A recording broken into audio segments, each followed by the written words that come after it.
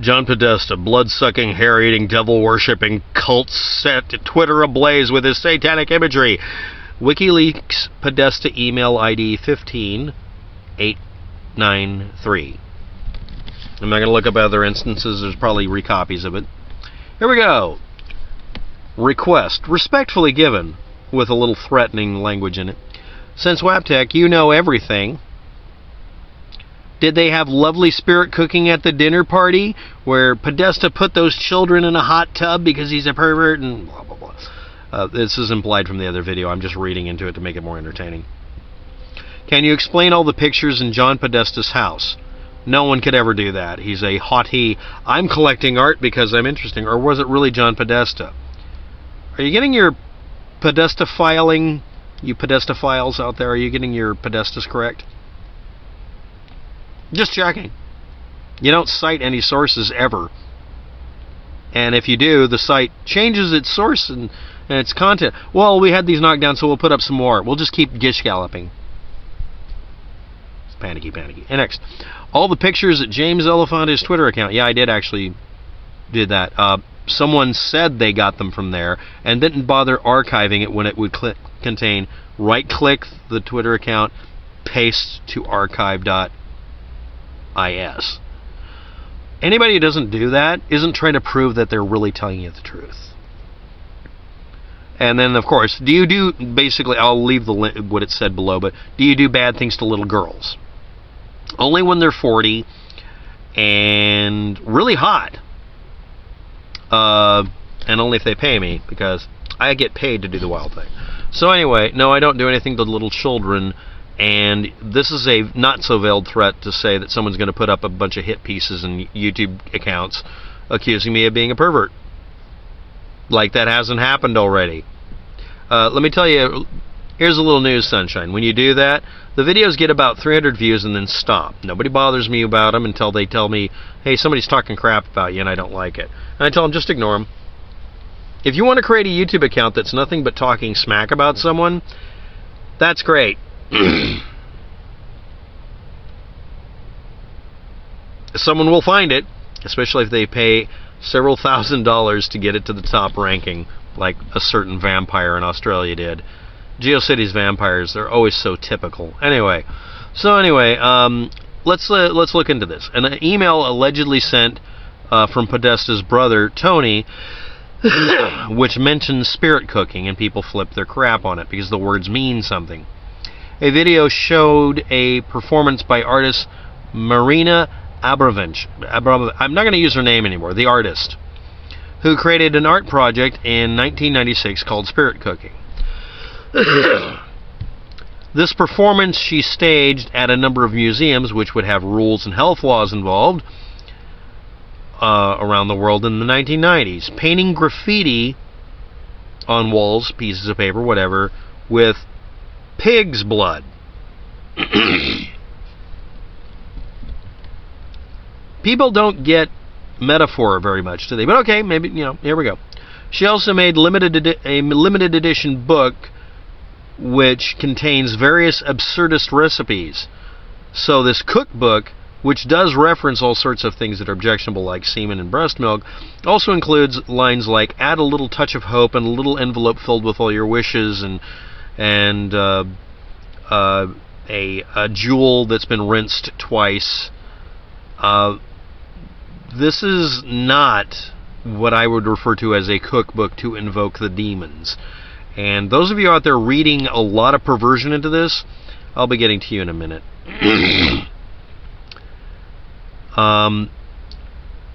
The artist, formerly known as, whatever, told Art News that her home cooking events don't actually feature these items at all. They were just normal menus.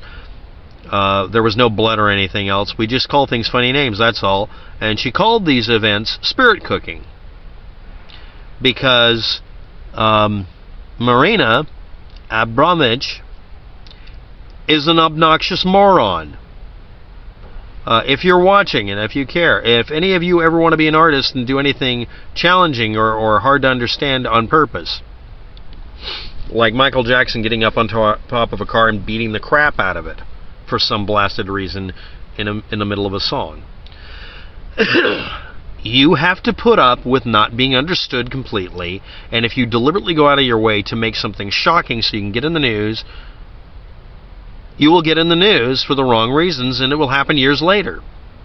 If I hacked into a library in Portland, Oregon to see if I could tunnel into the rest of the networks, which I did, and I tried to run for president, that's going to come back to haunt me because someone is going to oversimplify it and say, he tried to hack the Library of Congress.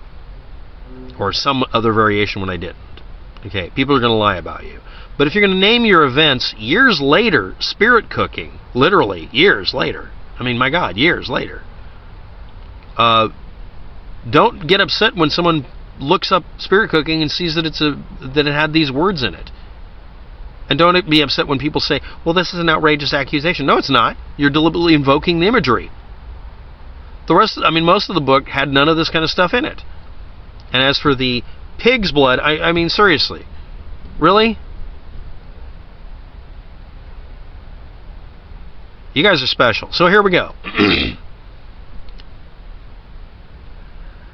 June 28th, 2015, the email ID I've already done. Abramovich sent John Podesta's brother, Tony, an email stating that she was looking forward to the spirit cooking dinner and asking if John was going to join them. And all you had to do was omit the two words spirit cooking for the rest of your life in your vocabulary and stop trying to get in the news when nobody cares about you. Good job. Special. Anyway, asking if John was going to join them, and Tony Podesta forwarded this message because she didn't have his email. So he didn't know John Podesta enough to even have his email address. His brother didn't respond to any emails on the subject. Apparently there was more than one. And Tony's brother, John Podesta, did not attend the event. Now, is it John Podesta or Tony Podesta that's the art hound that collects all the weird crap?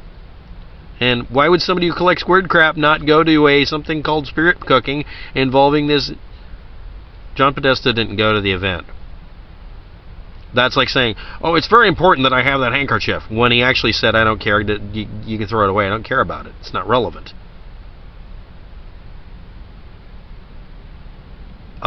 This is called making up something, pun intended, from whole cloth, in some ways.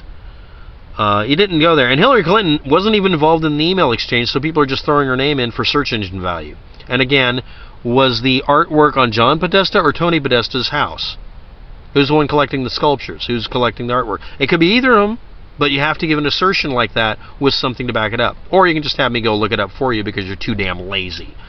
James Elefantis' Twitter account was not archived at the time containing any of this information. It may have contained it, but my problem with it, and the whole point of the video I made before about that, was that these cub reporters and these very good investigators didn't assume that someone would just delete something.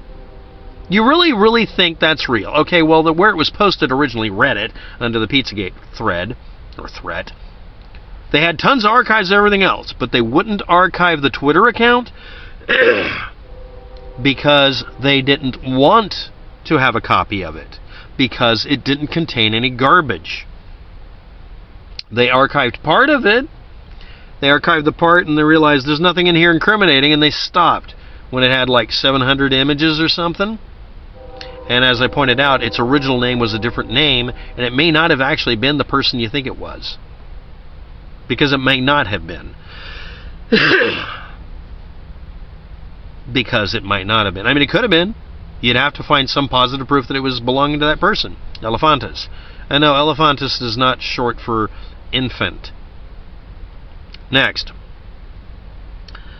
Let's repeat this blood-sucking, hair-eating, devil-worshipper cult. And the people on Twitter that set it ablaze were the people who were obsessed with images of children. It wasn't these guys. It was the pizza files. Let's use a good word today. Who were into satanic imagery and defaming people and saying, oh, I have plausible deniability. I'm not saying they're guilty. I'm just claiming I found evidence of it and then not backing up a copy of it to prove that I didn't lie. The level of proof people require if they're going to jail They want proof, proof, proof, proof, proof. But you guys don't care about, some of these people, the Pizzagate, you don't care about anything really being confirmably provable. I'm the first person to archive some of the things you guys talk about. Why? Because you don't want positive proof anywhere. You want to make an assertion without even mentioning the email ID. Now, I'm not reading back the email for a real specific reason. I forgot to cut and paste it. But the other reason is, if you want to know what the email actually said that actually contains this damning information, you can put blinders on and refuse to read it. It's right below.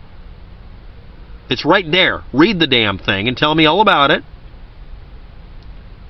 Or,